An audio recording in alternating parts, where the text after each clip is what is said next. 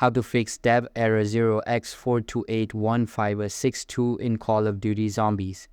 Hi everyone, welcome back to the channel. In this video, I'll show you how to fix dev error 0x42815A62 in Call of Duty Zombies. Let's go through the steps one by one.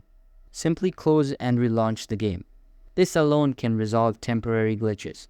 If restarting the game didn't work, try restarting your device.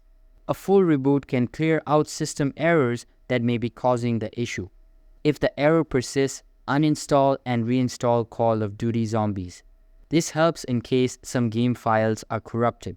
On PC, make sure your graphics drivers are up to date. Use NVIDIA GeForce Experience or AMD Adrenalin software depending on your GPU. Outdated drivers often trigger game errors. For console players, try restoring licenses.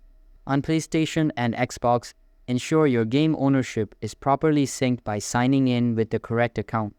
And that's basically it. Try each of these solutions step by step, and one of them should get you back into the game. If this helped, don't forget to like and subscribe for more gaming fixes. Thanks for watching.